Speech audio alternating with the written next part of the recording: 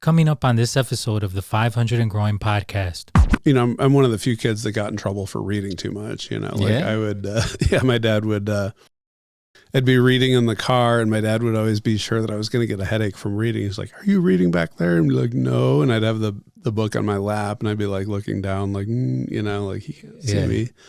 And, or I'd stay up at night reading and my mom would be like, "Are you reading in there?" And I'd be like, "No." And I'd shove the book like under the headboard. West Point, like I'd kind of kept on the straight and narrow to get in there. And then when I got in there, I realized like a lot of people had this like work hard, play hard kind of mentality when it came to, you know, drinking and partying and whatnot, you know. So I decided to start this company, Tortoise Books, and, you know, publish my book. And I had this sense that there were other people out there that were not finding their way to the market, not because of any lack of quality or not because of anything wrong with their writing, but just because they didn't know the right people or they hadn't made the right connections or what have you. We always have those moments where we think like, okay, if I can get this, then I'm going to be set. And I got a distribution deal with, you know, one of the distributors I really wanted to work with. And then I ended up getting in massive debt with them. I ended up getting in like, you know, $26,000 worth of debt at one point. And that was like really,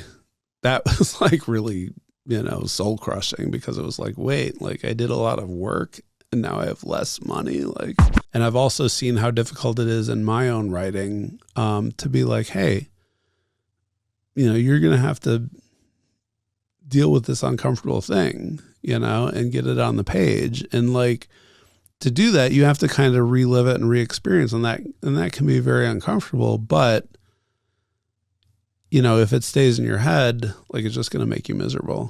What's up, everybody? A free and really impactful way to support the 500 and Growing podcast is to follow on Spotify or Apple Podcast or your preferred podcast platform. Another totally free way is to subscribe on YouTube at the 500 and Growing channel. You get to see the episodes a week after the audio podcast has been released. Remember to like and review. Send this episode to somebody that you love that can grow by the powerful experiences you learn about. It helps us delivering a high quality, engaging stories of guests who are typically people who live outside of the 9-to-5 and choose to cultivate their passions while reaching for their highest potential.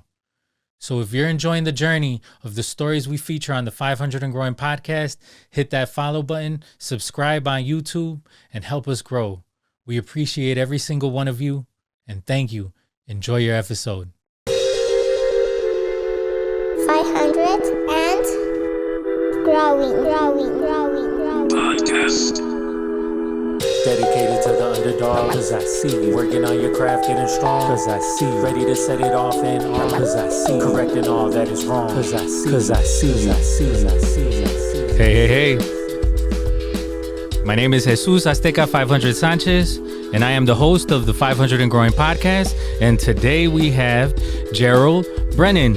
And Gerald Brennan is a writer that has wrote historical fiction, has also wrote about the Nazis, right? The first book that you wrote. He is a person that was in the military as well, and he formed his own publishing company called Tortoise Books. And you know, Tori Writer, which is the first guest of the third season, was a person that had nothing but good things to say about Jerry. And so, you know, I definitely want to welcome him because our podcast is really about people who strive for the best, people who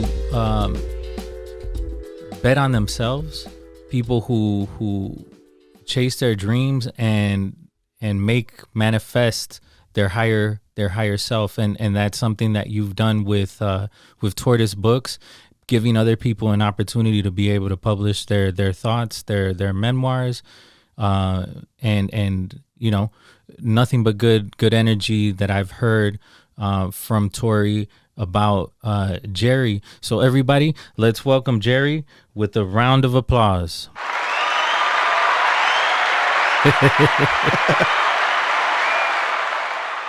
And so welcome, Jerry. Good to be here. Yeah. So,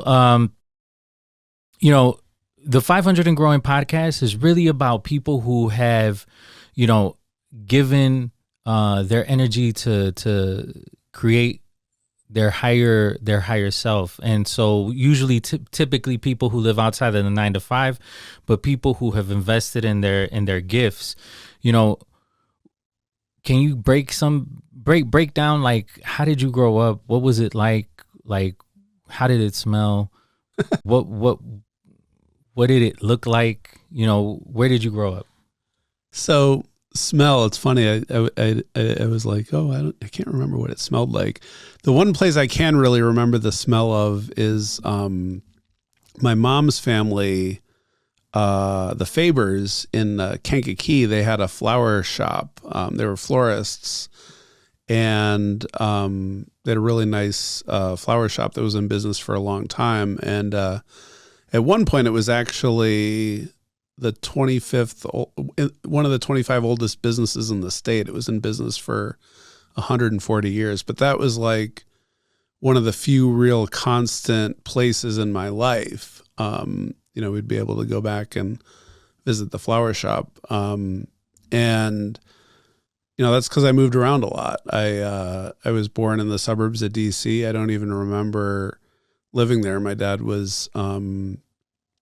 had a accountant type job in the suburbs there, and I actually only saw the hospital when I was born, like last year. I was in DC for a family vacation, and I was like, I should see that. I should ask my parents, like, where was the first place we lived. And I saw all those places for the first time just last year. Then we lived in Tinley Park, was the first place I really remember in the suburbs here.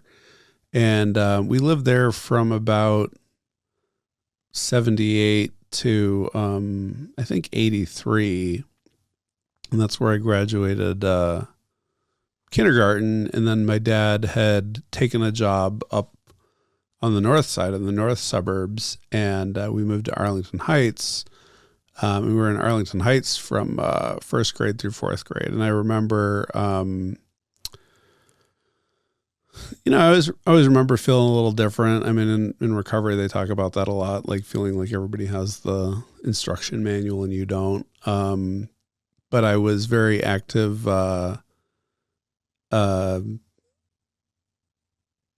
reading, and, very active, like, I guess fantasy life, you'd say. You had a big imagination. Yeah. I used to pretend I was a fighter pilot and like zooming around the playground, and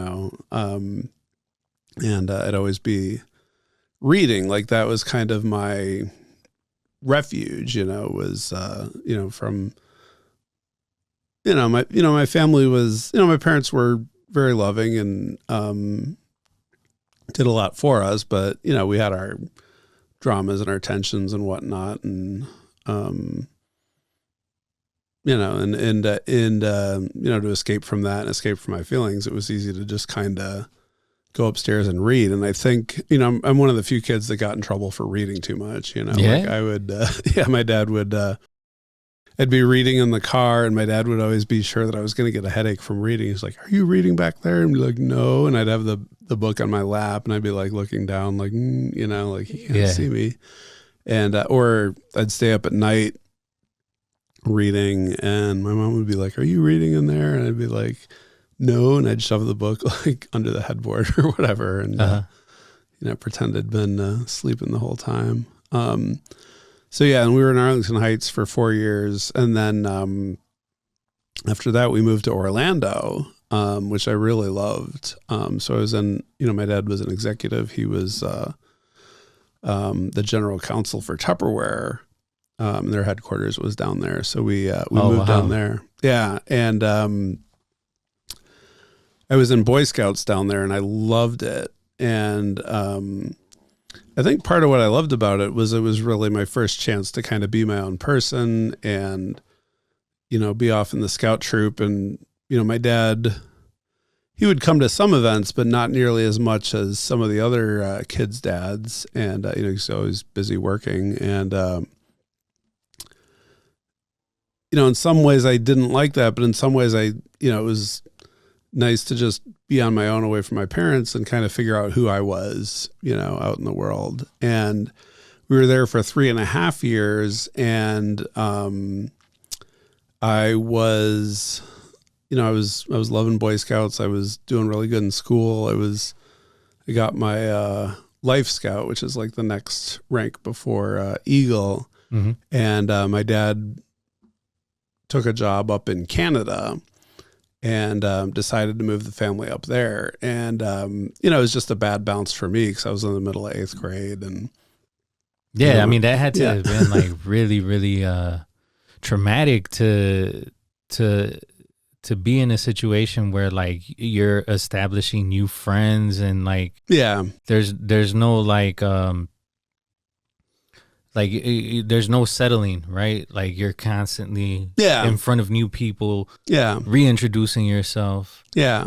And did you have any brothers and sisters? Did you have any siblings? Like, what was your I'm the second oldest. I'm second oldest of 5. So, you had a big family. Yeah. So you did at least have, the consistency of that. Yeah. Brothers and sisters are going through the same thing with you. My brother is like 9 years younger than me, and it was like sister, me, sister, brother. I'm closest to my brother, but we were farthest part, almost farthest apart in age out of all the siblings. But yeah, in Canada was, it was very tough for me at first, but it was ultimately a very good experience. Just in the sense of, a lot of Americans never live outside the country, never get another perspective on anything, any of that. But, at the time I just wasn't digging it at all. And then, I wanted to, I say this a lot when I, talk in, recovery meetings or whatever, like, I wanted to be a person that people looked up to. And I'd heard about the service academies, military academies back here. And, I wanted to go to West Point. That was like my big goal, and, I kind of stayed on the straight and narrow in high school, with that in mind. And this is in Canada, is that correct? Yeah. Okay. And I wrote to them like, hey, I want to go to West Point. And they're like, well, we have this foreign exchange cadet thing and stuff. And I'm like, no, I'm an American. I just happen to be living up here, and it's tricky because like you need a congressional nomination and stuff. And I was actually talking about, as much as I complained about my dad uprooting me, like I was actually looking into like moving in with one of my aunts just to like, fulfill the requirements and be able to apply and get a nomination and all that. And then it turned out my dad ended up getting transferred back to Orlando. So my senior year of high school was back in Orlando. Mm-hmm. And then,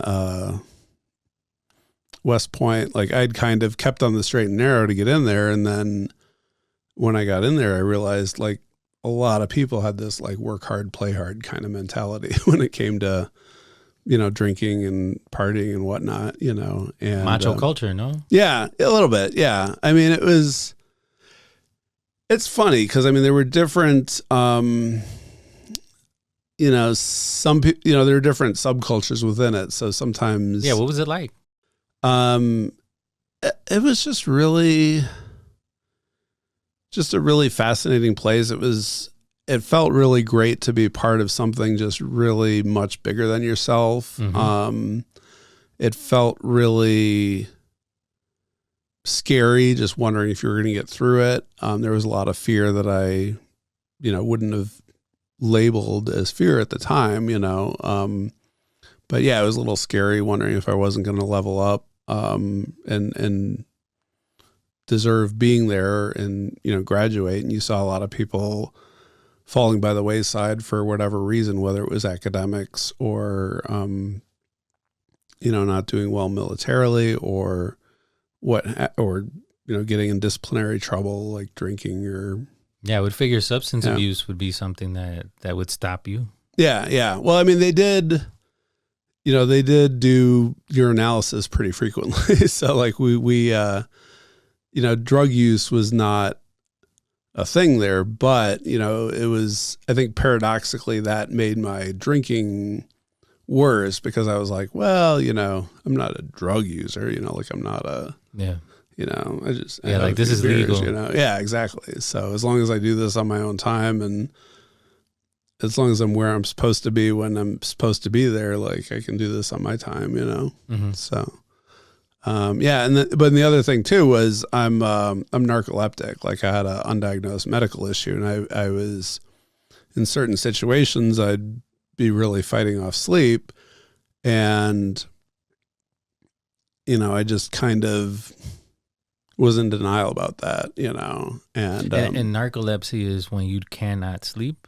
No, it's when you just fall asleep uncontrollably. Oh, okay. And and I was kind of in denial about it, but it was, it was really obvious in some of my classes. I'd have professors like throwing chalk at me to wake me up, or I'd be falling asleep like standing up writing on the chalkboard. I'd be fighting it off, and I totally understand. Yeah. Like I had a deviated septum. Yeah. And because of that, I had, what do they call it? Apnea. Sleep apnea. Yeah. And that caused me to not be able to sleep adequately during the night. Yeah. So during the day, I was like not 100%. Yeah. Yeah. And you don't always, and with any like mental stuff or brain stuff, you don't always know what's normal, and it's, really hard to diagnose. And I kind of thought like, well, I have, I should at least look into this, but I figured like, oh, it'll be something like easily fixable. Mm-hmm. And, I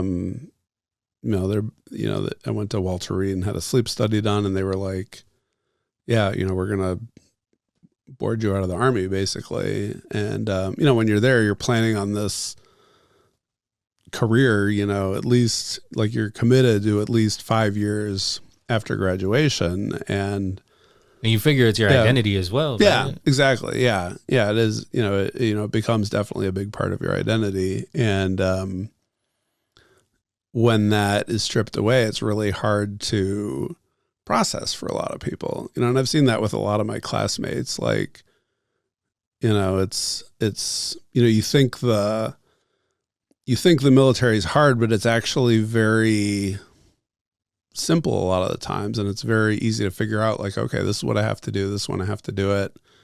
And, there's clear, there's like a roadmap. Yeah, exactly. And I think for a lot of people, it's, one of the analogies that occurred to me, like, during first summer training, it felt so weird to be like standing in a formation with a bunch of people and like staring at the back of somebody's like shaved head and like not moving and like waiting to march into the mess hall. And then after a while, it feels no more weird than like waiting in a drive-thru at McDonald's or something. It's just, this is what you have to do when you get a meal. It's normal. It's daily. Yeah.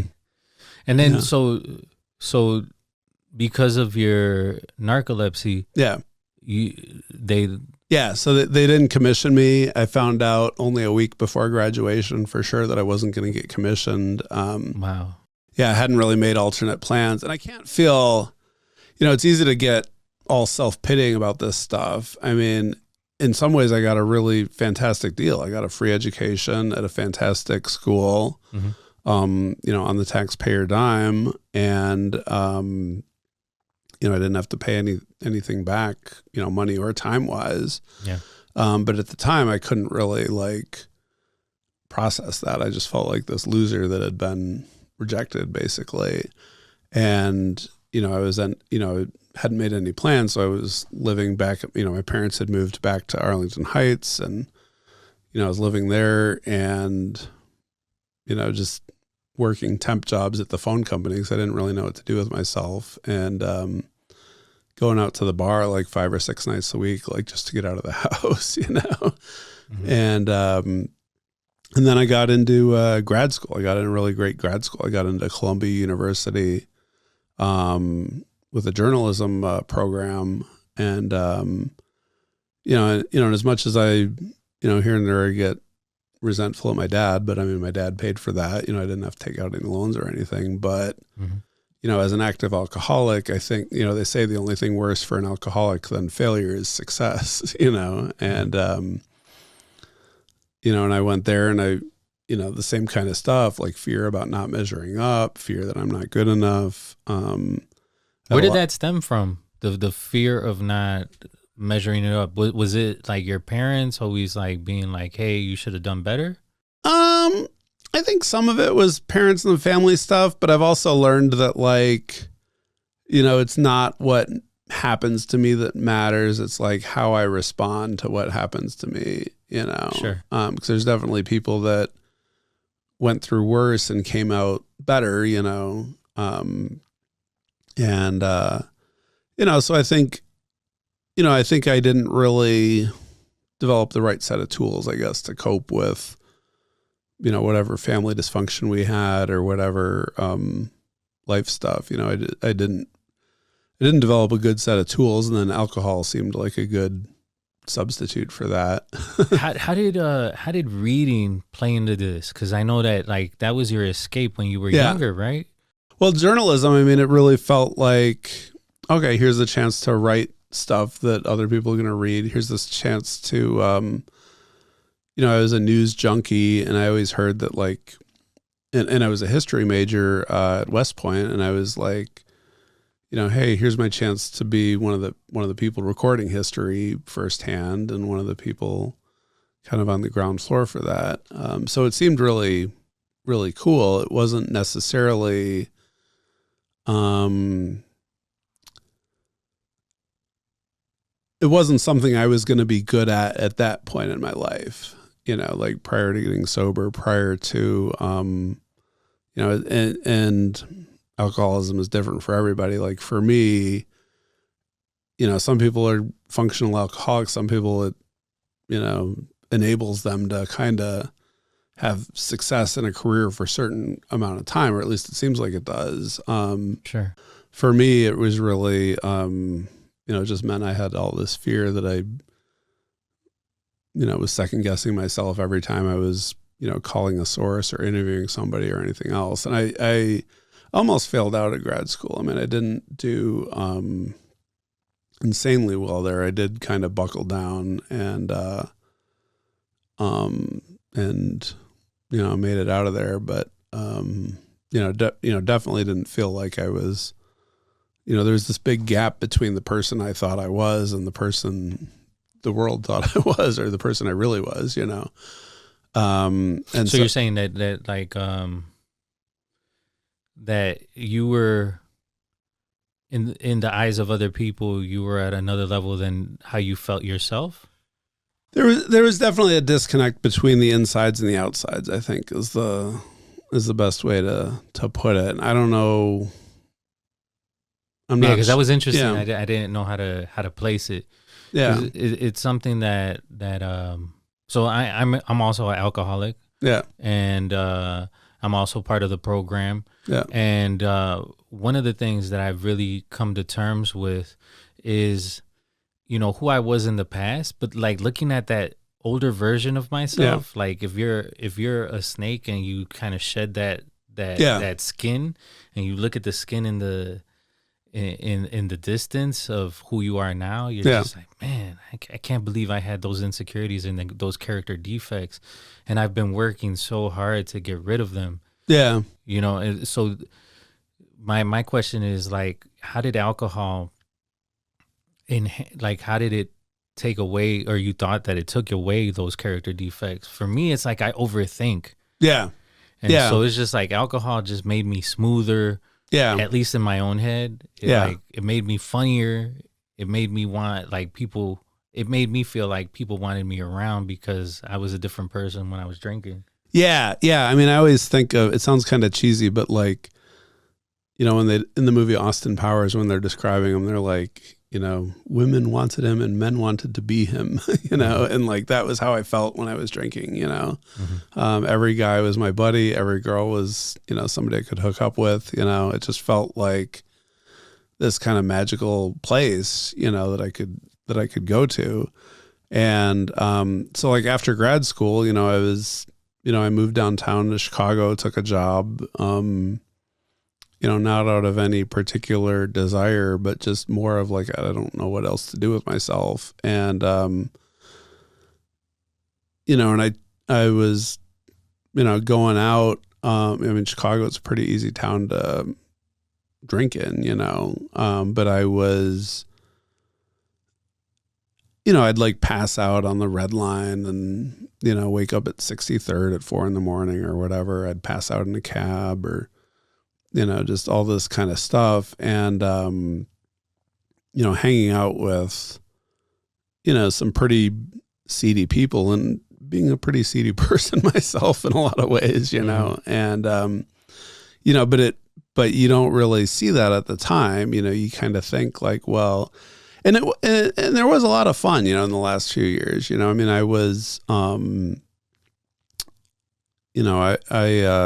found a neighborhood bar that I really liked, Casey's in the South Loop. It was like my Cheers. Like I watched Cheers as a kid, and, I always wanted that place where everybody knows your name and they're always glad you came. And like Casey's was my Cheers. And, my last night, drinking, I went in there, it was a busy night. It was, a week before Christmas, and I knew, the place was packed, and I knew probably a third of the people there on a first name basis at least. And I just felt like so lonely though. And that had been kind of building for a while. I had, I was engaged to a woman like most of that last year, a beautiful woman that, guys would buy her drinks from across the bar. And, I was living in a nice condo downtown, and like on the surface, things looked pretty great, but, sure. Just had that loneliness. And that was the weird thing, was that for a while, there had been a time when I was lonely when I wasn't drinking, but drinking was the time that went away. And then the loneliness was kind of seeping into my drinking even. And that was just kind of a miserable and perplexing feeling. So, yeah. And so, and the thing too, I think the drinking really, everybody thinks, especially writers, like people think, oh, this enables me. Like this is like, it gives me my juices to get the noggin going. Yeah. And like, I was writing, the last year or so before I got sober, I was writing this book that I was convinced was like, the next great American novel. And I was, going on these drunken adventures, and I was like writing that stuff into the book. And it was just kind of this. Like a Hemingway. Yeah. Yeah. So, and it, it seems like, oh, it makes sense, and I thought like right until the end, I thought like, I didn't think I was an alcoholic. I thought my friends were alcoholics, and I was just kind of keeping them company and, chronicling things for future generations or something. But what was it like to read the book or what you had written? In a sober state of mind, like you obviously changed yourself. I did put it out early in sobriety. I kind of self-published it under a pen name, and it definitely feels pretty indulgent in retrospect. Like I wouldn't put it out now. Like I wouldn't, like if somebody offered me like 6 figures for it, maybe I would rework it and put it out, but like, it wouldn't be my top priority, Because I figured like it's your old skin. Yeah, yeah, right. Very like much. It's like you're seeing it at a distance. Yeah. And you're just like, man, yeah, like there was a lot of defects in that person. And also, I was too afraid to really research and write the stuff that I really wanted to write about. Like I wanted to write about other people's lives that were really different than mine, and other times and other places, and I really wanted to do that convincingly. And I was too afraid to even really attempt that, like prior to getting sober.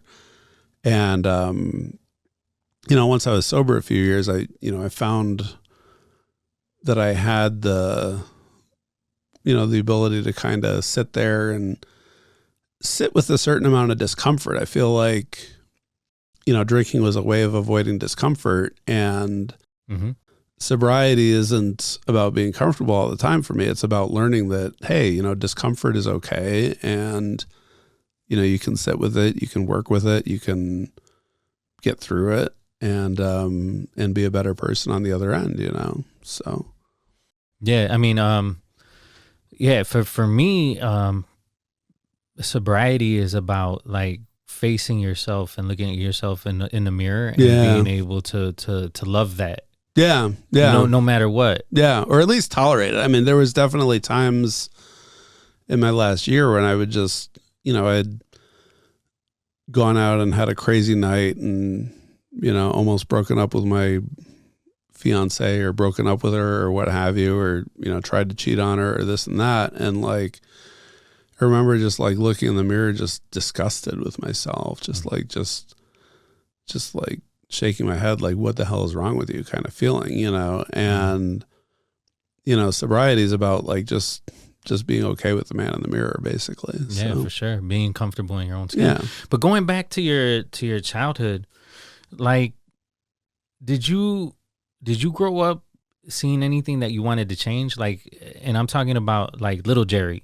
Yeah. Like, did little Jerry want to change something that they saw, like, or that he saw? Like, it could be something outside of themselves or outside of you, right? Something that you saw in society or something that you saw in your family, or how what you did felt? little Jerry want to change? Yeah. My dad had some rage issues, and I definitely wanted to change that.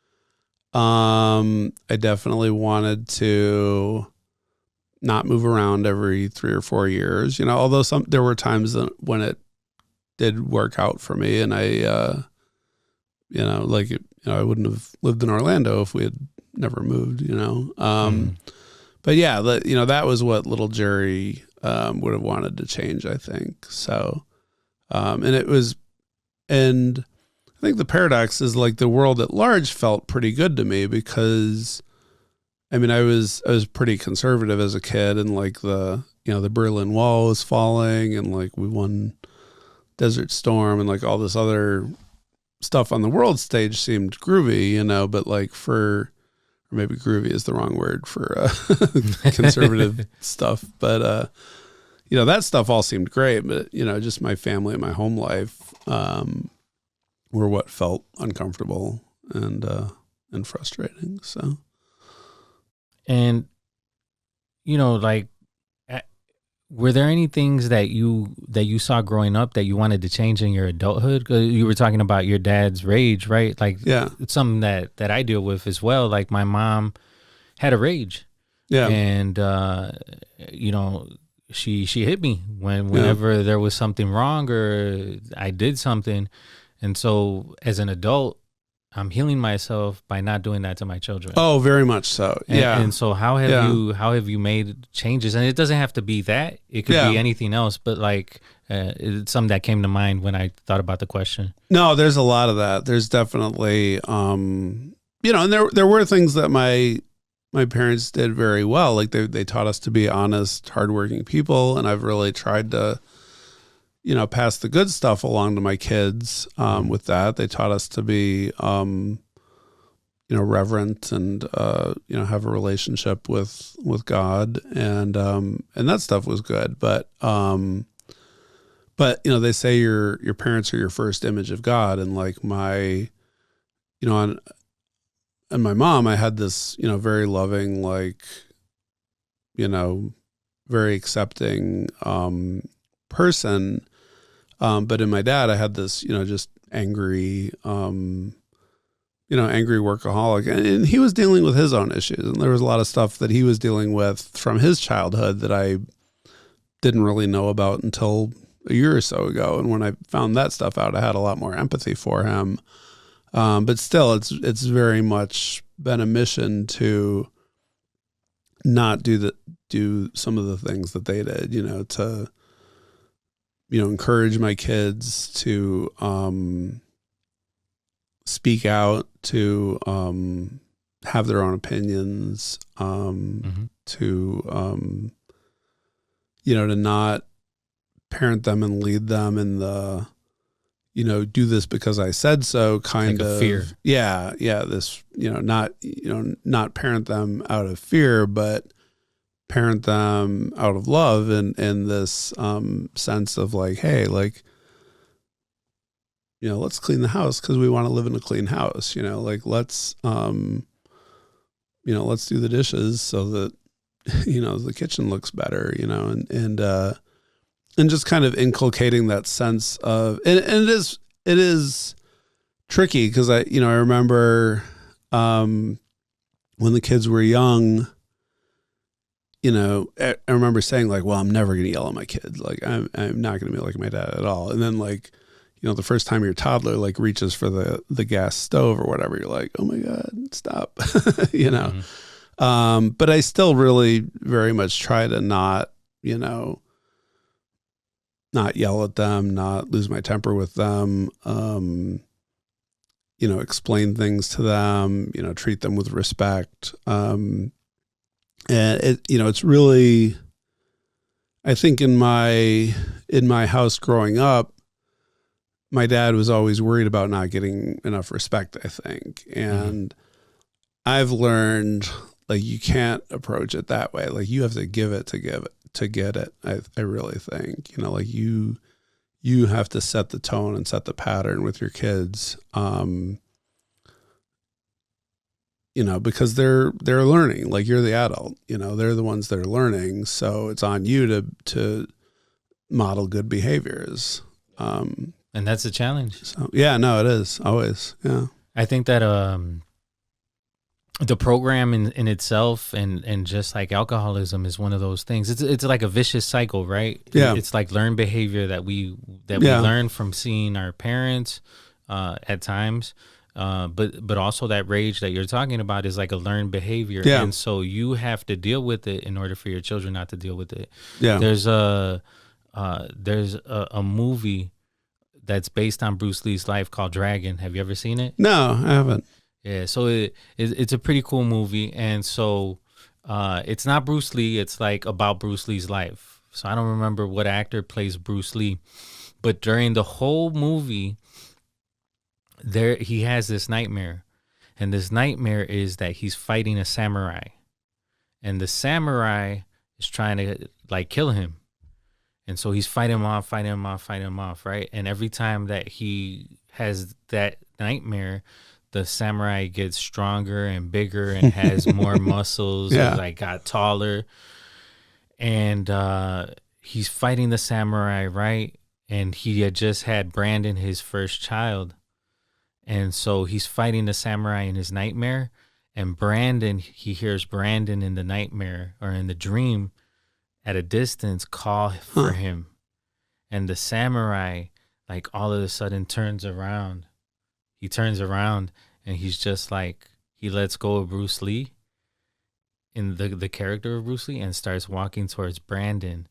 And at that moment, the character of Bruce Lee had to come to terms with those vicious cycles that we're talking about. He needed to deal with it. Yeah. Because if he didn't deal with it, it was going to get passed on to his children. Yeah. And so I think that that's something that we're doing with the program and we're doing with our lives, is just like dealing with all of those traumas that like you were talking about your dad. You have a lot more empathy for your dad because you figured out like he was going through things as well. Yeah. And so I think that one of the advantages that we have being part of the program is that you're examining this at all times. Yeah. Yeah. And breaking it. Yeah, as long as you're not lazy about it. I mean, it's very easy to get complacent. It's very easy to kind of go through the motions and not really stop and think like, oh, I'm being resentful at, I'm resentful at this person because I'm worried about not getting money, or I'm, worried about looking small or feeling weak or whatever, and it's really, it's a lot of work to keep doing that, and I Lord knows I don't always do it perfectly, but, at least there is a framework for, looking at that stuff rather than living in self-pity and blaming everything on everybody else. So yeah. Have you ever, when you were a young person, did you ever have a moment where you had to stand up for yourself? I'm not sure how much I did. It's one of those things, like, you still kind of want to placate them in a lot of ways, like you still want to, like, oh, if I'm a little more this or a little more that, then maybe they won't get mad, maybe they'll, maybe everything will be okay if I do this or if I do that. So, I'm not sure how much I really did stand up to them. And in fact, I think only recently I've kind of learned, to set some boundaries and to, have difficult conversations in a way that you're not, confrontational. Yeah. You're not confrontational. There was a situation a couple of years ago where I was selling books at a fest, and my dad, called me during it, and and I have a day job, I have a 9-to-5 job, and I'd taken the day off to do this, and my dad was just being nitpicky about it and being really like negative. Yeah, and I ended up hanging up the phone on him, which probably wasn't the first time I'd done that, but I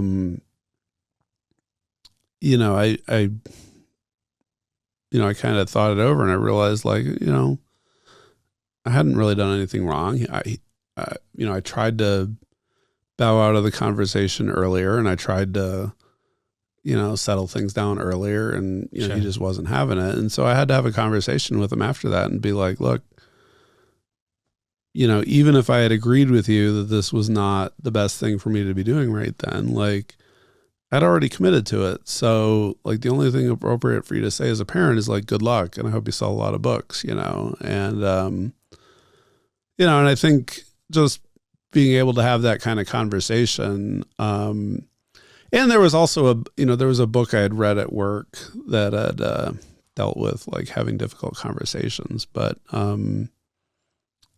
just being able to have that conversation in a way that, you're setting boundaries, you're being respectful, but you're looking out for yourself. I think it's,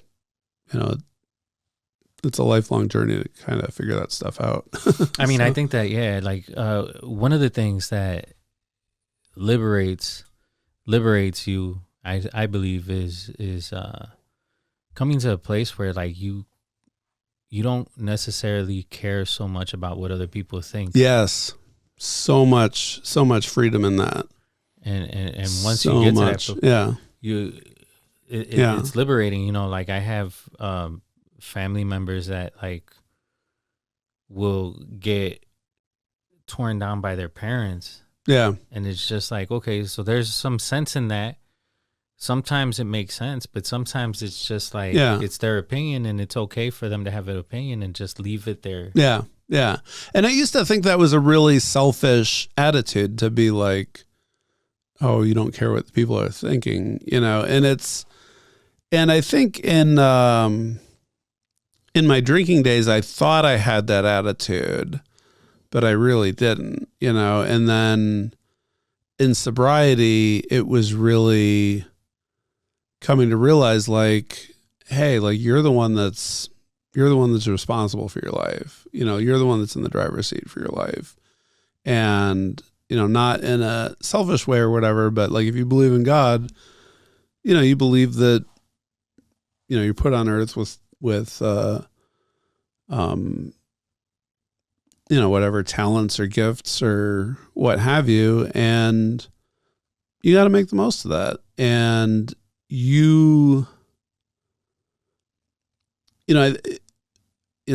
the Catholic Church, I've definitely had a conflicted relationship over the years. I am, a regular churchgoer now. The Catholic Church, for as much as people rag on it, does say, like, your conscience is the ultimate arbiter, and you do have to, kind of work to have a good, healthy conscience. But, like, if my dad is telling me one thing and my conscience is telling me another thing, like, I'm going to go with my conscience, if my, if my mom is we'll say voting for somebody I don't like and my dad. And, my conscience is telling me, no, that's not cool. I'm going to go with my conscience, and that's been a struggle a little bit with them, some of the political stuff, but, I think that it's because we're really polarized right now. Oh yeah. It's like you're either on this side or you're on that side. Yeah. And there's no middle ground. And that's a really dangerous place to be. It is. And there's a lot of disinformation. And I think, there's a lot of disinformation. Various governments, I think, have realized that, hey, it's pretty cheap to promote narratives, that further their aims, and you can promote that online and leave not a lot of fingerprints and cause a lot of discord, and I think it's we definitely haven't figured out a way out of that yet as a society. So was there any point in your life where you stood at the fork of life, the fork in the road of life, where you had to pivot, where you had to like make a choice? Yeah. So Resistance was the first book that I really wrote start to finish in sobriety.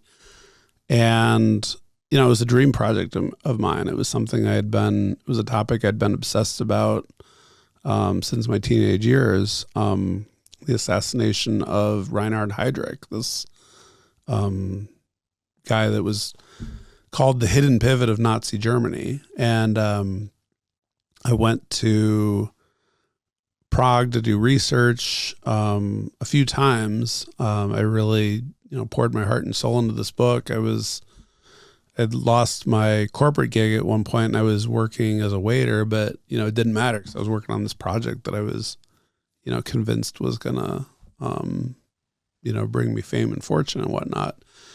And I shopped it around and had a lot of blind queries and nothing really happened from that. And then I had, a friend from grad school. First I had a friend of a friend who had worked at an agency, and, they connected me and I got the manuscript to them. And all of a sudden this manuscript that nobody was answering queries on, when I had that connection, that friend of a friend thing, mm-hmm. This woman got back to me and was like, wow, this is fantastic. Like, this was amazing. I never get manuscripts that are in this good a shape. Like, she, every time I was reading, I was going to Wikipedia to check all this stuff out. And, I was just so fascinated by the story. And, she loved it. And she had me do a round of revisions. And I did a round of revisions, and then she ghosted me. And I never got an explanation.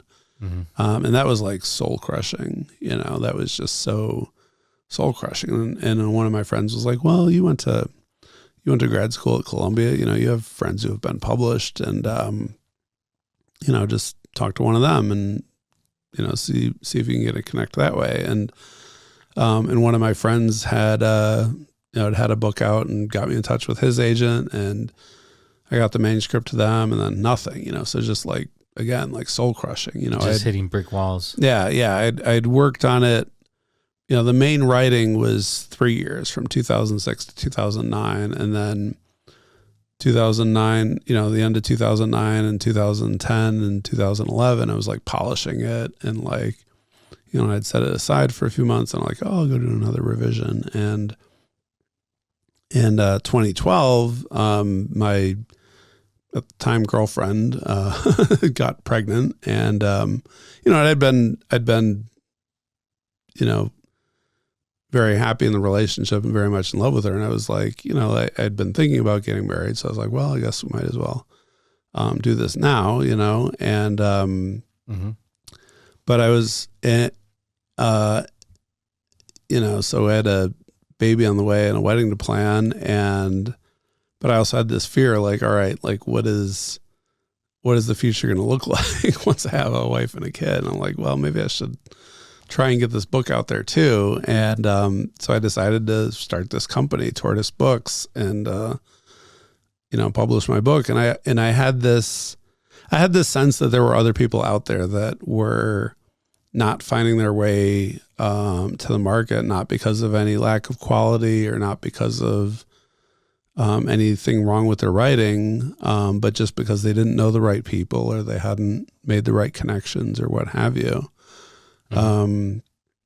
And, the first author I ended up publishing, Gianno Cromley, he was in a similar boat, but he had an agent. He and his agent were kind of butting heads about how to edit and how to market his book. And, we connected and he's one of my best friends now. I mean, he's a really fantastic guy. If I was, if I was picking people to give eulogies at my funeral, I would want him in the mix or whatever. He has good things to say. Yeah. But it's also just, I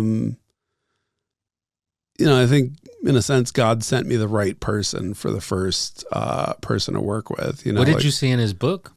What did I see in his book? I just saw just real emotion on the page and real,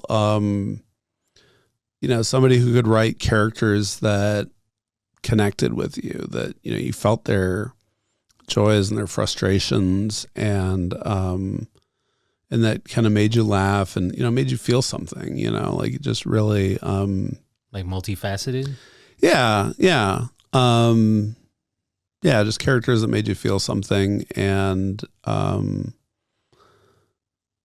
just stuff that really, and it's funny because like the topic of the book, I wasn't sure I thought much of it. But that little God voice was like, just check this one out. Just start reading it. You're not reading any other manuscripts right now. And, I just fell in love with it on the page. It's really, it's hard to articulate because it really is an emotional process when you read a manuscript and you just fall in love with it. And, what was the book called? The Last Good Halloween. Last Good Halloween. Yeah. And then, one of our next authors, he had already had a book out on St. Martin's Press, so he had the, the big New York deal or whatever, and it just hadn't brought him that much. So, he was looking elsewhere to get published. And actually his first manuscript I wasn't completely sold about, but then he sent me this.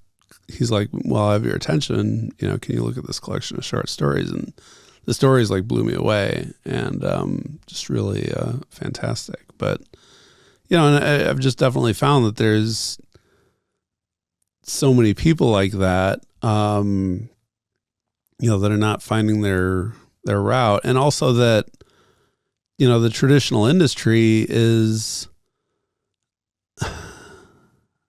it's full of not people in some ways, that a lot of people get ghosted or what have you. And I kind of get it now that I'm on the other side of it, just because you get overwhelmed. It's, and like, if you've ever seen the I Love Lucy episode where there's the conveyor belt and the chocolates are coming down the conveyor belt and they've got there's so many chocolates, and, I used to be afraid of using that analogy because I don't want to sound self-pitying, because I am really grateful to be in the position I'm in. But it feels like that, it feels like, oh my gosh, there's all this stuff going on the conveyor belt. But, the good news is you get to stuff your face with a bunch of free chocolate. So, and then, what made you fall in love with literature and just like reading? I mean, because you're reading people's dreams, right? Yeah. Like your manuscript was your dream, and you were giving it to other people, and like the crushing blow of like not having responses or getting ghosted. Like, how have you changed that interaction, and what is it like to read and to like fall in love with the book? It's just, it's a magical feeling. It's really like I remember reading an interview with Tom York from Radiohead, and he was talking about like putting on one of his albums before it was released just to make sure it was good or whatever. And just having that feeling like he had this secret thing that like nobody else in the world knew about yet. And it was just such a treat to have this secret thing. And that's kind of what it feels like. It's like, wow, like I've got this thing and like, it's amazing. And like, nobody knows about it yet, you know? And you're like, talking about another person's manuscript. Yeah, exactly. Yeah. And like, and some of my books I felt that way about too, you know, but man, it's a neat feeling, you know, it's just, there's nothing like that, you know? Like if you were in a bookstore, you walked in a bookstore, yeah, they were like, you can get 3 books, but it has to be in one genre. What genre would you walk towards? I mean, I like literature, but I also feel like a lot of literature is really a chore to read. So I would probably try to find the stuff that's really light on its feet, you know, like Haruki Murakami, a lot of his classic books, like, you know, they're decent sized books, but when you pick them up, like, you don't want to be doing anything else. You know, you just want to be reading that book. And, you know, The Cane Mutiny, I recommend The Cane Mutiny a lot to people. You know, a book like that, that's literary, but also a fast read, a pleasant read, you know, and pleasant is too weak a word. Like a book that, again, like you just don't want to be doing anything else. Like, you get a little annoyed at having to eat because it's getting in the way of you reading that book, you know? And so you get that into it where you're just like, yeah, I gotta eat, man. Come on. Yeah, exactly. And then how do you deal with that in like having a family now, right? Because you have a family. Yeah. So how do you like zone in and zone out of that? I really try to work on it early in the day as much as possible. You know, I get up at 5 during the week. I'm, you know, pray and meditate, and I'm behind my laptop by like, you know, 5:40 or 5:45, and I work, you know, so that I can be present for my day job and not like self-pitying and whining like, oh, how come I'm not living my dream and doing this full time and all that, but be like, I am living my dream. I'm already getting this stuff done, and now I can devote my attention to my day job and give them a fair day's work and get it out of the way early so I can be present for everybody else. For sure. Has there ever been a moment where like the hardships that made you want, like where you were like you encountered adversity? Yeah. Oh yeah, definitely. Like what was that like? What was it like to encounter adversity? I mean, the life of a small press publisher is, you know, many encounters with adversity in many shapes and forms. You know, it's a saturated market. It's very hard getting people's attention. Probably the biggest challenge was, you know, so I really wanted a book distributor. You know, I wanted like, you know, I was like, oh, there's only so much selling I can do on my own. You know, I really want to get a book, distribution deal. You know, and I think we always have those moments where we think like, okay, if I can get this, then I'm going to be set. And I got a distribution deal with, you know, one of the distributors I really wanted to work with. And then I ended up getting in massive debt with them. I ended up getting in like, you know, $26,000 worth of debt at one point. And that was like really, you know, soul crushing, because it was like, wait, like I did a lot of work and now I have less money. Like, so they gave you an advance? No. So like we print through them, too. And so they, you know, they charge for the printing, and, you know, you might have estimated a certain amount of books to print, and then they printed those books, and then you don't sell that many.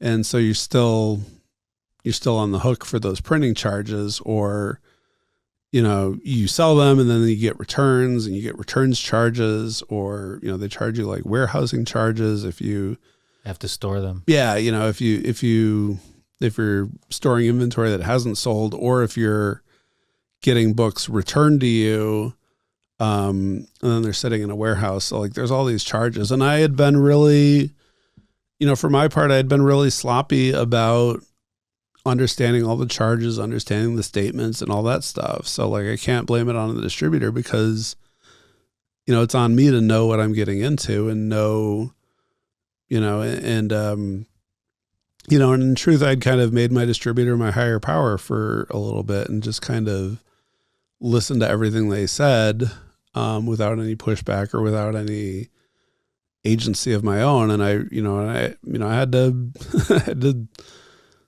do some more recovery in other fellowships and just kind of, get some advice from people who had been through it, like, how to get out of debt, how to start really taking care of this stuff, and learn how to get into a system and a rhythm financially where, every month I'm itemizing my statement. Every month I'm, cash flow. Yeah. Yeah. And not just the cash flow, but just a very clear picture of like, okay, this book made $500, so I owe the author this much. This book lost $200, so I don't owe the author anything. This book made $30, so I owe the author this much, and just really knowing that, because when you don't know that, and you can't look your authors in the eyes, like that's an awful feeling, like that's as bad as the feeling of, being a drunk, when you can't give people clear answers for that stuff. So, yeah.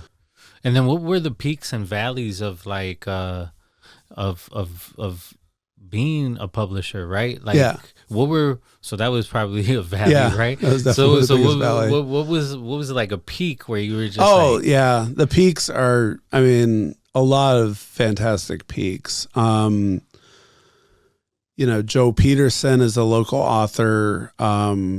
I met him on the scene and, I tell this story a lot, but like he had this vibe, like he was this underappreciated local genius. And, this was before I'd published his book. I just met him at the bookseller at a local author reading. And I picked up his book and I was like, oh, wow, like he's an underappreciated local genius. And, we became friends. We started, going out to lunch here and there. And he gave me a manuscript to work on. And, I had a vision for it. And, and it's tricky, because you have to, talk to the author, make sure your vision is in line with their vision. But we worked together very well. We had this shared vision for the book. We, we got it polished up and got it to where it needed to be. And we got it to Kirkus, which is one of the trade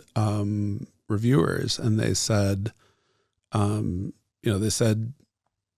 Peterson is one of the Windy City's best kept secrets, and I was like, wow, to get that from, these people are reviewing books for the industry. This is one of the industry mags, and to have that, or, but you were on cloud nine when you heard it. Yeah. Yeah. Or last year, Sin Vargas, another local author, really fantastic author, just incredibly economical writing. Like again, when I say literature, like you think of like, oh, these big heavy books, they're like, blah, that like take you so long to get through. And like her books are the opposite of that. They're just a delight to read through, but they're also very, very smart in a subtle way that, just kind of sits with you and you think about it. And her book that we put out last year, it got a starred review from Booklist. That's another one of the trades, the American Library Association's trade magazine. These people are reading books all the time. They have like rooms full of books, that people send them in the hopes of getting like a good review at all, much less a starred review. And okay. So like, that type of stuff is really, really fantastic. So, and what's your editing process like? Like, yeah, if you're working with an author, Yeah. Like what is that like? Because I think that one thing is that you're the first publisher that we have a conversation with in this podcast, right? Yeah. And one of the things about the podcast that I think that our listeners really like or look for is like the nuances of whatever that person does, right? Yeah. For a martial artist, like what does it feel like when you get into the octagon, right? Like you're in the octagon and you're about to get it on with somebody. Yeah. Like what does that feel like? Or like a muralist, like they have a huge wall. Like how do they approach that? Like how do you approach the editing process and just like being a publisher in general? Like what are those nuances? So it starts as a reader, of course. And you know, I used to keep the website open for submissions like all the time, and I got to the point where I was getting more manuscripts in a week than I could put out in a year. You were the Lucy. Yeah, exactly. With the chocolate. And then so I decided to lock it down a little bit and treat the submission process as a product, you know. So like I was like, all right, I'll offer free submissions, but I'll do an inventory of it. And so like I'll put 20 free submissions up there, and then when that runs out, and and for the people that really want feedback, no matter what, I'll also sell like a paid submission. So like $300.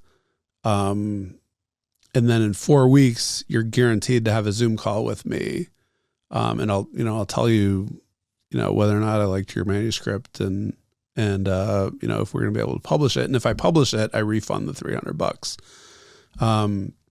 One of the books that just came out this past week, this guy, David Lebrun from Canada, he had submitted that way, and I put the books on my phone, on my Kindle app, right?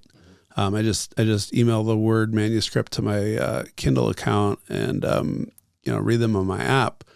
And when his book was on my to-read list, and it's like, okay, like I've got to get it read because I've promised him, I've taken $300 and I've got this meeting scheduled or whatever. And my wife was going through some health stuff, and, not to get in all the details, but like, I'm like sitting in the doctor's office, worried about my wife. And I pull up my phone to read this, and it just took me away from all that. I didn't, all of that just melted away. And I was like, wow, like I'm in this guy's world, like completely. And I'm like, man, I'm going to have to like refund this money and like pick up this book because like, it grabbed you. I want this. Yeah. Or like, one of the other books, that we're publishing this year came by way of the free process. And like, I think he was the first person to submit through the, once we'd made it a product, and I'd put it like way down at the bottom of the product page. Cause I was like, I want to sell books, I want to publish books too, but like, I want to sell books, and, and I hadn't really publicized the fact that it was on there, but like, this guy like scrolled to the bottom and found this without me publicizing it. And it's like, oh my gosh, like you guys are open for submissions. Like, and then I started reading his book, and the same type thing. It was like, wow. Like, and like his book, it was funny. And it was just like, just that feeling of like, wow, I'm in this world, that somebody else has created, and it's this magic act. Like, there's these letters on the paper, but it feels like I'm in another world, and like the manuscripts that don't do it, you don't get that magic. And it's just like, okay, this person is like, they've got an axe to grind, or they just don't know how to get their point across, or whatever. Like there's a Stephen King quote, he says most bad writing comes from fear. And like, you'll see this fear on the page of like, okay, this person is afraid of offending people, or this person is afraid of, just putting it out there as a writer, and in the good stuff, like you just don't see that. You're like, wow, like they swung for the fences, like in a good way, and they had the chops to do it. So yeah, they took risks. Yeah, I think that when you were talking about like how you get zoned into the story and the characters, it's what was happening to you in the car, I would imagine. Yeah, when your mom was like, "Hey man, put that book away," or your dad, and you're like yeah, looking definitely. down and still reading. Yeah. You're like, "I'm not reading. What are you talking about?" Yeah, exactly. Like that had to have zoned you to wherever the author was placing you. Exactly. And then, what is it like to publish it? Like to actually get it into print? Like what is that process like? Like how do you pick the art? Like how do you determine like whether it's going to be a bound book, whether it's going to be a trade book? Like that's been a fascinating process, like cover design. So my mom was an artist, and kind of took time off from it to raise us, but just always had a little bit of art going, and I picked that up, I think, somehow. And,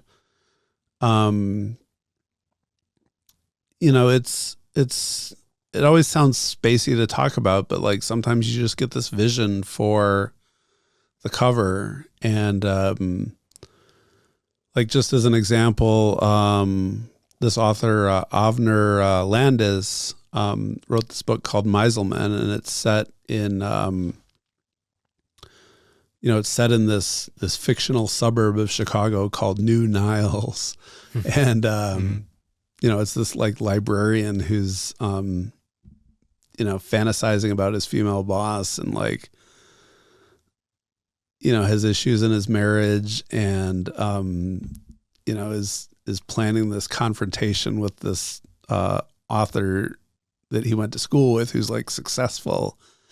And, we talked about like the library and the imagery of the library, and like, we were thinking about like I remember thinking about doing a photo shoot between the stacks of the library, like where you could see the books, and like how you see like just, like you're peering in between like the and actual then, book stand. But then somehow, we talked, we got talking about like the, those card pockets that you see in the library books, and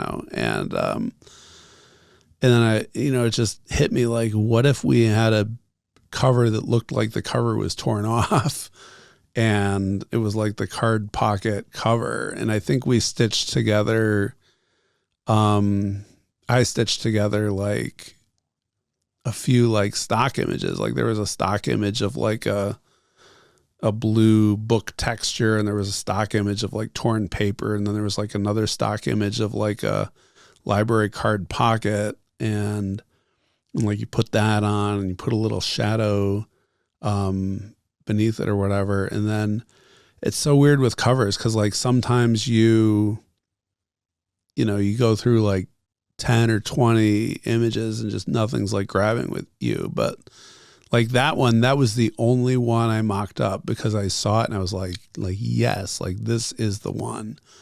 And I sent it to the author. I didn't even send him any alternates. And I was like, here, what do you think of this? And he was like, yes, like that is the one, and it's an amazing feeling, because it's like, I always describe the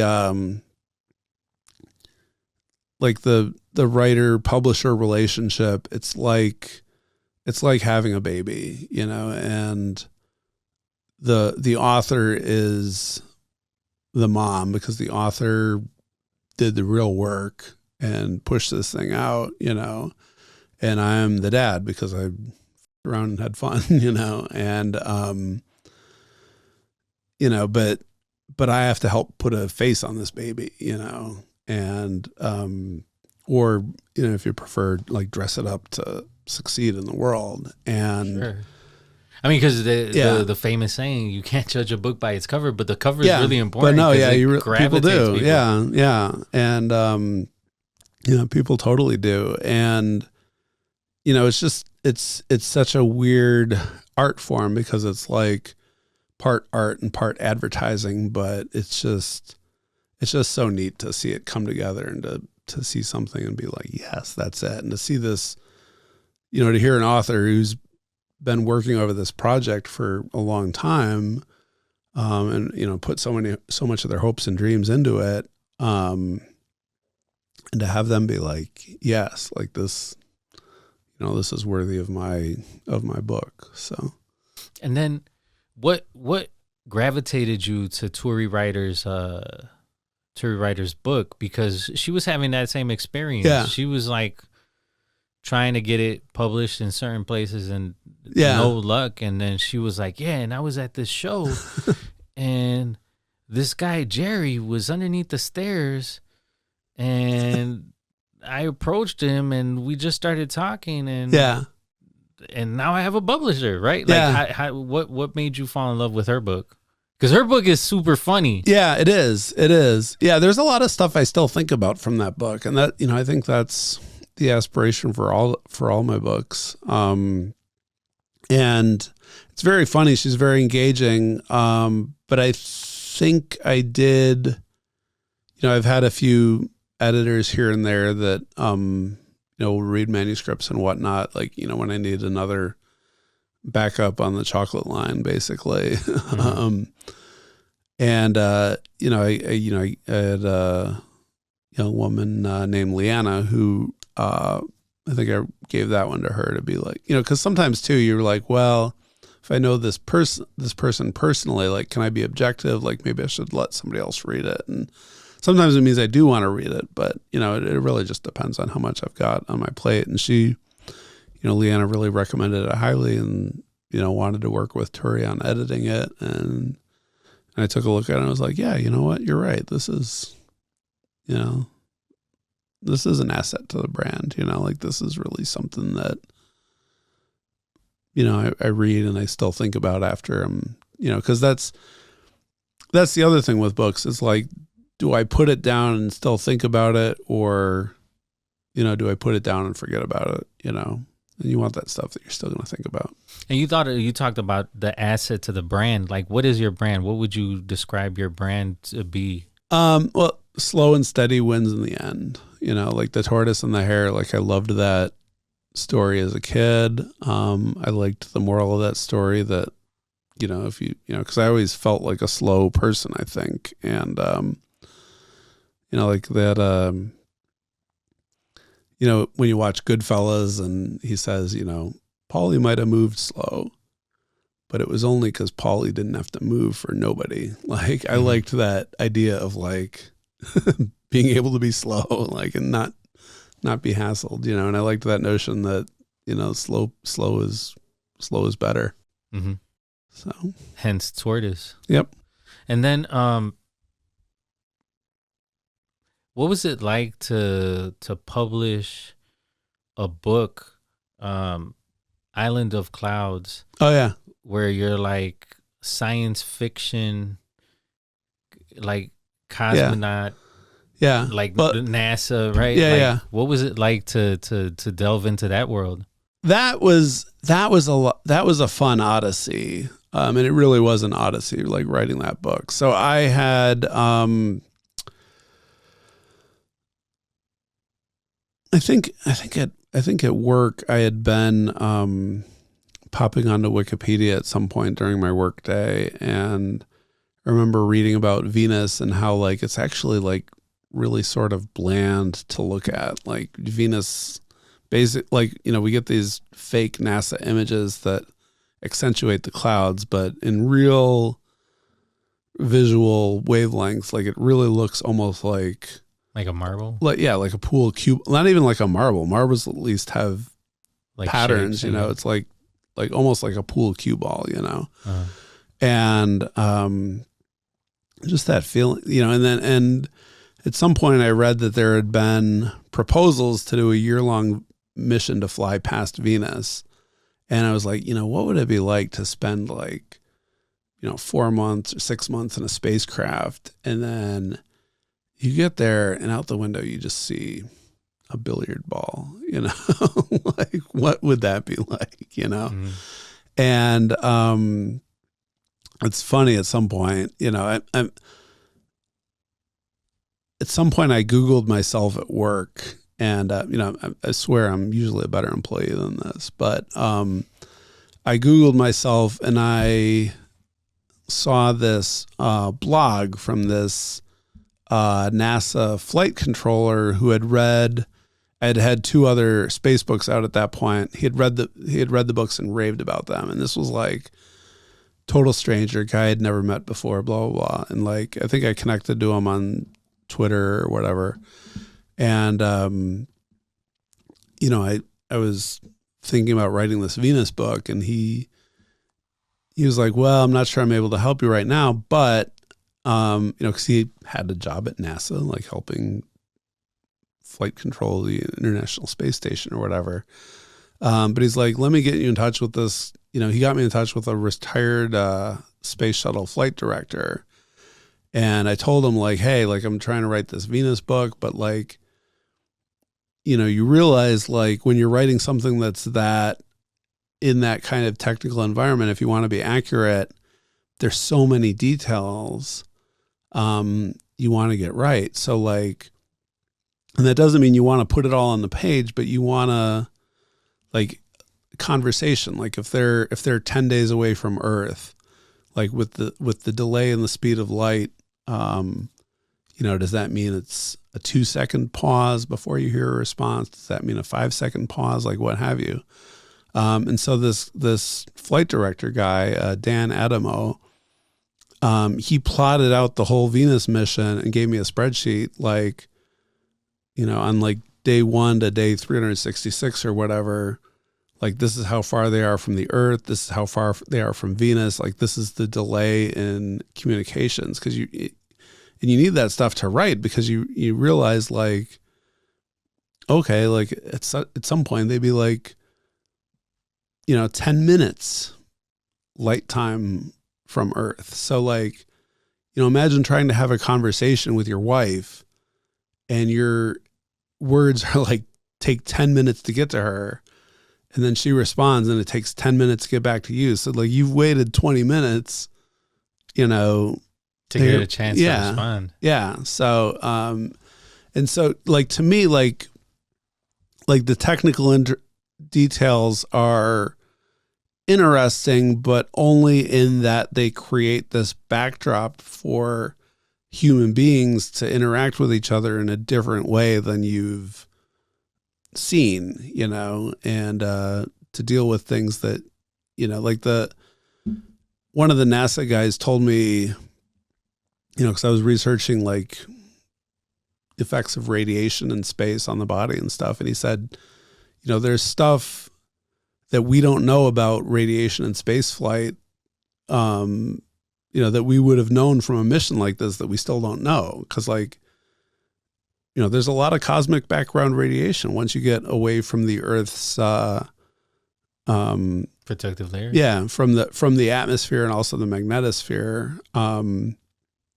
There's a lot of background radiation, and like, we really don't know if human beings can survive that for any length of time or what their lives would be like. So it's just really fascinating to see, what does this look like for people, and what does that do to your relationships and your interactions? So, yeah, that's interesting. I mean, because when you talk about science fiction, I mean, if you're talking about the future, right? Like you have to kind of guess in a way that is going to be realistic in the future. Yeah. But if you're talking about like, maybe the past or even the present, like the details are really, really important, because people are gonna see through it and they're not gonna believe it. Yeah. And you want them to be like you were talking about, like in the car, reading the book, where you're like totally zoned in and everything is clicking and making sense. Yeah. So exactly. I think that's really interesting. You kind of talked about this a little bit, but like, how do you balance your life? I mean, you have a lot going on. Yeah. Like, again, working on this early, just trying to, put in a good day's work at the office. try to work out a little bit during the day I'll usually work out over my lunch break. Just being home and being present for my kids at night, or, going to meetings, or, I've been scouts with my son. That's another way that I'm, kind of trying to. Yeah. How many children do you have? 2. Yeah. So my daughter is 12. My son is 10. Oh, wow. Yeah. You got the lucky combination. My wife says it's the lucky combination. Well, I would have loved to have had a third, but Oh, okay. So. Well, I'm saying the boy girl. Yeah. Or girl boy. If you could speak to yourself as a child, what would you say to them? What would you say to yourself? If you could heal, like give awareness, give a heads up, like what would you say to little Jerry?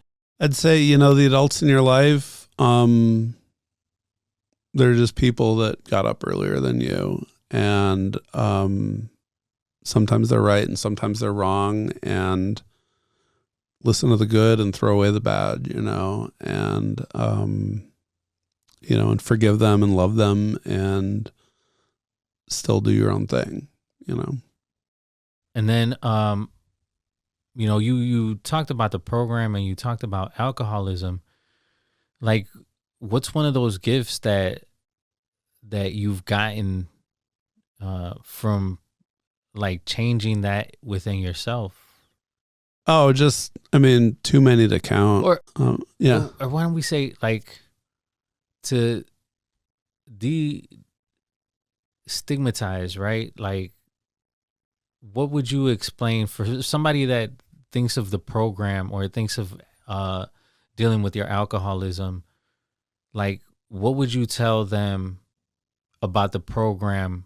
That's not like, because some people might think that it's a cult, right? Like, everybody gets in a circle and everybody's vulnerable and stuff like that. It's weird, yeah. Like for my group, it's like we laugh, we make fun of each other. Yeah, like it's a good time. That was really one of the shocking things to me about getting sober. It was just how much of a good time it was, and how much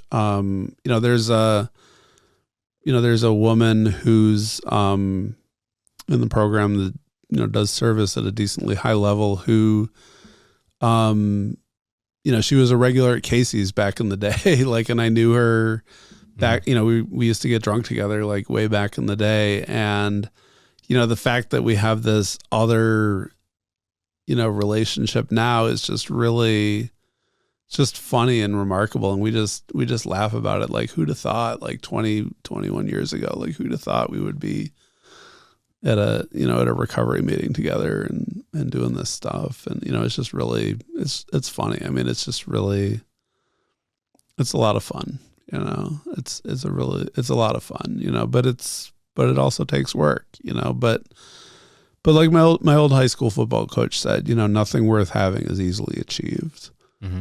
And, I do really believe that. So. And so back to the original question is like, what's something that the program has brought you that has made you a better person, or something that you really value? Just getting out of myself, I was just so self-absorbed before that, like, and I think, you can kind of liken this to the current political situation, but I think if you're really self-absorbed, your sense of morality really shrinks to, like, what's good or bad for you personally, mm-hmm. And you have no concept beyond that. Your sense of what's good or bad for the country even shrinks to, like, what's good or bad for you personally. And we can, audience can draw their own conclusions about that, who that might apply to, but that's what I was like too, like, prior to getting sober. Like, I really had a narrow sense of, like, what was good and bad. And my life was shrinking too. Like I said, like, passing out on the red line, I started not going as far, I started sticking in the neighborhood. I would just, go to Casey's, and I'd go to the late night bar, and I'd go home, and I would just spend my weekend in that like 2-block radius rather than having a bigger life. And like life has just gotten so much bigger, once I got out of myself. So, yeah, I think that, a commonality that I've seen being part of the program for a while and hearing people's stories is that, typically you are very self-absorbed and egotistical about what's going on. Yeah. And it's just like one of the biggest things is my sponsor. Yeah. So my sponsor is like a hardcore sponsor, right? But I like that relationship because it's like, it's the type of relationship I had with my mom. Yeah. Where it's like my mom would, an example is she would come out and she would be like, "Do I look fat?" And I'd be like, "Yeah." Like you do. Like, I'm not going to lie. But that honesty was also reversed to me. Yeah. Yeah. So it was like my mom was brutally honest with me. Yeah. So she didn't sugarcoat things when we talked about things. And so my sponsor is very like direct. I do sometimes need that. Yeah, that's like sometimes the lesser stuff just doesn't get through my skull. Yeah, but the funny part is like we have an incredible time like just having really honest conversations and being like, just he'll just be like, "Just shut up and tell me what you're trying to tell me, girl. Like, what are you trying to tell? Are you gonna be able to do this or not? Like, come on, man." Like, and so it's like, I think that it's something that getting out of your own head is something that I hear a lot. Coming to terms with who you are, being comfortable in your own skin. Those are all things that like come with the program, and it's one of those blessings. Yeah, not caring what people think about you and just being able to live. And that directness is not an attack, but it's just an observation and an acknowledgement, like it, that kind of stuff always felt like attacks before. And now it's like, okay, like, maybe that's true. Maybe it isn't. It's something to think about, But I think that there are different styles for different people. Yeah. Like for me, that style works for me. I can tell that. Yeah. It hasn't worked for everybody. Yeah. Because a lot of people don't have the type of skin that I have, that I can, I have the thick skin to be able to take that. There are people who are a little bit nicer and like well-rounded, right? And so it's interesting to see the different styles. Yeah. Like you hear about the mustard seed and it's just like, the mustard seed is like the hardcore program. Like you go there and they punch you as soon as you walk into the door. It's like what you imagine. But it's like all the stories are like, yeah, man, I walked in and it's just like, I was like, they always have these hardcore stories. And I actually went and I was like, man, y'all aren't hardcore. Yeah, no, it's a bunch of teddy bears. Yeah, it's but it's fun. But I think our egos get, when our life is just run on ego, like it's like this big balloon, and it's this big balloon of emptiness. And, a balloon is very fragile. A balloon is big, but it's very fragile. And the slightest little thing can pop that balloon, And so I think when you're living according to your ego, the slightest little thing feels like it's going to destroy you. And maybe it is because you're a balloon, like you're just puffed up and full of nothing. And, every little teeny thing feels like an existential attack, and it isn't necessarily. But I think that's why people feel like things are hardcore. It's because they're, not able to take criticism or not able to look at themselves at all. Yeah, and I kind of lost it, but the reason why I brought up my sponsor is because one of the things that he tells me is nobody really cares what you think, man. You know what I'm saying? Like you swear everybody cares about what you think or who you are, and like they're living their own lives and they're doing their own thing. It's like you think that you're in people's heads. That's not the case. No, because I was like, man, I'm gonna go to my cousin's. One of my cousins was getting married, and it was like the first time that I was going to an event where it's like, and I've been in situations where that cousin comes up, it's like, let's have a shot, man, let's go. And I was like, man, I don't know, I'm kind of nervous, and one thing is that I found out that day was, once you tell people, once they get a little drunk, they get a little obnoxious, but at first they're like shocked, and then they get over it, and they're partying and they're doing what they do. Yeah, I'm drinking pineapple juice and water. And what I found out is that passes through your system way faster than alcohol, right? So I'm constantly in the washroom, and dancing is a whole different experience. Yeah, it definitely is. And you have to get used to dancing. Not being buzzed, and so but once you do, it's fantastic. Once you're able to let go and not care what people think. Yeah, exactly. Once you're like, oh yeah, they're not judging me. This isn't like, and even if they are, I don't care. And so that's the freedom that I've gotten from the program. Oh, totally. Yeah. If you could give a child, somebody that's growing up that has like an incredible idea, that has like a book in their head, or has it half written, or whatever, is like, and is having trouble publishing it. Yeah. Like, what kind of advice would you give them to keep them motivated? Just or to give them guidance, to give them guidance and as far as to what to do. Yeah. What advice would you give them? I'd say keep at it, but also, be less about writing a book and more about being an author. And by that, I mean, some of the stuff that I wrote, I'm not nuts about anymore, and some of it was stuff that I thought was like life or death, and it may be, you might not recognize whether or not something's good or bad. Like,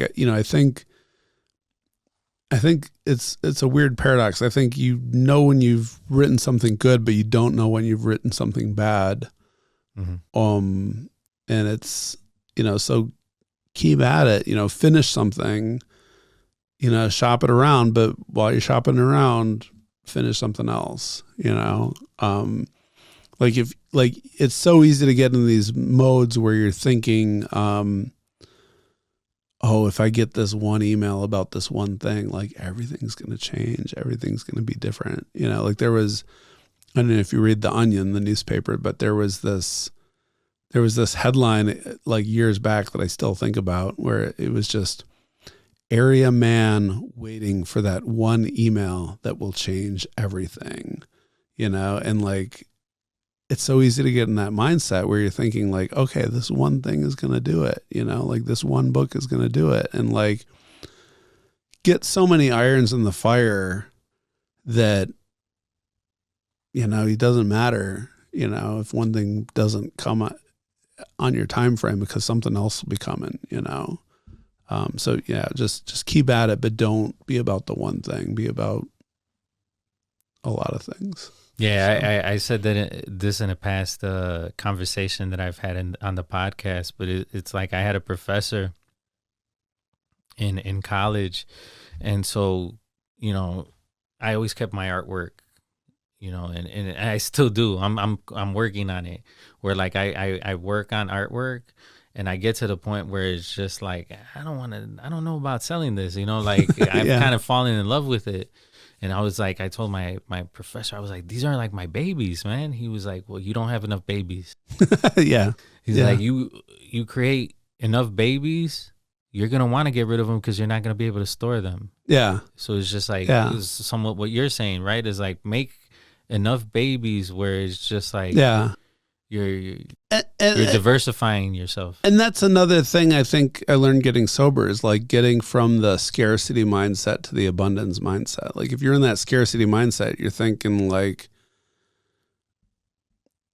you're just afraid of running out all the time, whatever it is. You're afraid of there not being enough. Like, when I was afraid of not having enough alcohol, but other things too. Like if I saw a guy with a hot girl, I was like, oh, there's one less hot girl for me, rather than, oh, Congratulations. Congratulations. You have something that I want, and you're not keeping me from getting that myself, But having that abundance mindset of like, okay, I can write something and I can trust that I have another book after that, and another book after that, another book after that, another book after that, Yeah. And speaking of that, like, how do you deal with like writer's block? Like, how do you, and then you also talked about like, you wrote your first manuscript while you were still drinking, right? Yeah. And so what was the transition? So how do you deal with writer's block? And what was the transition between like writing while you're drinking and like using the mojo and like getting off of it and like being in a different place when you're writing? Like there was somebody that said like writers, like you don't say plumbers have plumber's block, they just show up and do their job. And as a writer, you just show up and do your job, and like, don't get in your head about it. Mm-hmm. If you like a lot of the writers that I've respected their advice, they just say, ass in the chair, like if you sit down, words are going to come out. If you keep sitting down at the same time every day, words are going to come out, like you've got to sit down and do it. You've got to sit down and do it. And, I've found that I don't, there are times when I get slower on a project. But sometimes it means that I'm not acknowledging something, not dealing with something, not finding the joy in it. A funny thing that's kind of a parallel between the program and writing is like, if you're working on a memoir or a personal project, there may be uncomfortable stuff that you just don't want to sit with. And I've seen that. I've coached other writers through that. And I've also seen how difficult it is in my own writing to be like, hey, you're going to have to deal with this uncomfortable thing, and get it on the page. And like, to do that, you have to kind of relive it and re-experience, and that can be very uncomfortable. But, if it stays in your head, like, it's just going to make you miserable, And, I've worked with, a few of our authors are in recovery, and, it is that similar process. Like, you've just got to walk through that discomfort. I don't want to say push through the discomfort, because that sounds like you're forcing it, but like, you just got to keep walking and get to the point where it's not uncomfortable anymore. Well, I mean, it's like the fifth step, right? Yeah. Where it's just like, you got to tell somebody all your dirty laundry and like get it out there. Because once you get it out there, it's just like, it's out there. Yeah. Yeah. And that fear will hold you back. That fear, like, oh my God, what are they going to think of me? Like, like, well, what my sponsor told me once, like he was thinking about asking out this hot girl, and, and he said to his sponsor, like, well, should I ask her out? And he's like, I don't know. That's your business. He's like, well, what is she going to say? He's like, I don't know. That's her business. And it's like, it's the same thing with, it's my business to get this book out there, and what you think about it, that's your business, and I just have to trust that it'll find the right people, but it's your business what you think of it, And just tying it back to what we were talking about, my sponsor, and his famous saying is like, what people think of you is none of your business. Yeah. Yeah. That's totally not. And paradoxically, well, I think the less you worry about it, the more it's going to be okay. Like, and the more you worry about it, the less it's going to be okay. So yeah, for sure, man. You get yourself into a place where it's like you're thinking about things you can't control. Yeah. 100%. What do you feel, or what do you want to leave with this publishing company and with your books? Like, what is a lasting impression that you want to leave with this? Because you're obviously like recording things, right? Yeah. And you're leaving artifacts, and when we leave this plane, Yeah. We're going to be somewhere else, but these things are going to stay, right? Like for me, it's like my art, with my music, right? Yeah. Like, what do you wish to leave with that? That is a great question, because like how long can it last? Like what are the odds somebody's going to be reading one of our books in 100 years or 200 years or 500 years? Like, I don't know. And like you said, like, it's not my business. I think what I want to leave is good relationships with our authors, and in a way I don't want to leave anything, because I want to concentrate on the joy that we get in the moment, reading each other's books and selling books and hearing from readers that love them. And, I think thinking about the future is a waste of time in a lot of ways. Like you hear the serenity prayer a lot in recovery, and, God grant me the serenity to accept the things I cannot change. Well, what can I not change? I cannot change the future. I can plan for it, but I can't change it. I can't change the past.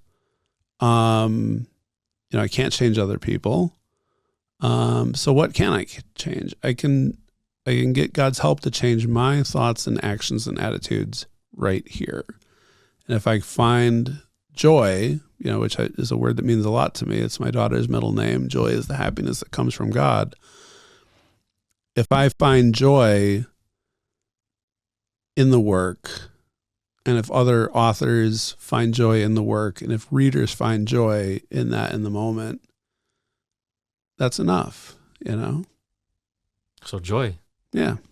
And then how can people reach out to Tortoise Books if they have, like you said, that you had the people can submit their manuscripts, and then once you run out, then there's also the $300 option, and you never know, you might strike gold. Yeah. So keep an eye on tortoisebooks.com. Check out the books. A lot of people are so worried about getting published that they don't check out the publisher and make sure that it's something that they want to be published with, like a brand, right? Yeah. Well, it's like that brand. It's like dating. Like if you're so afraid of being rejected, you don't think about like, hey, it's a two-way street. Like, I get to say, do I like you? Yeah. Do I like you? Yeah, exactly. Yeah. Check us out. See if you like us. See if you like what we're about, and follow us on Blue Sky also, and Facebook too. We're on a little bit, but yeah. Anything that you're excited about that like you see in the horizon? Oh yeah. Yeah. No, we're, we got the book, All Trapped No Bait, that's coming out in August. We've got a great book called Rescued Me by Nestor Gomez. It's coming out in November. Bill Hillman has a fantastic second part of his Chicago epic. It's called White Flight. It's coming out in September. Darren Doyle's that collection of stories, we're doing a 10th anniversary edition because we have a bigger audience now, and putting that out in October. So yeah, exciting stuff. Cool, man. Well, if you want to, read some really interesting books, definitely check out Tortoise Books. Local, Chicago, doing incredible things. Tori Ryder, She Said What? Is a book that's been published through Tortoise. We're 500 and growing. We really want to thank you. Thank you, Jerry, for coming on and telling your story. My pleasure. And giving us an opportunity to be able to peer into like the publishing world and writing in general. I think that it's one of those gifts, and some people may see it as magic, where it's just like when you see a mural, it's like it's magic. When you see a book, it's like, wow, it's somebody put it together. It's magic. But there are people who dedicate their lives to do this, and we really appreciate you sharing the voices that you do with your publisher. And thank you. Thanks, Jesus. And we're 500 and growing. If you want more creative content, you could go to 500andgrowing.com, where you could see more episodes of the podcast, and you could look at different art that's available there. And we're also produced by Where You At Productions. Where You At Productions is a mobile production company that allows you to have your own story. So, tell your own story and let people know why you do what you do. So if you're interested in that, go to whereyouatproductions.com. We really appreciate you. And thank you, Jerry. Thank you. Yeah. 500 and growing. Podcast.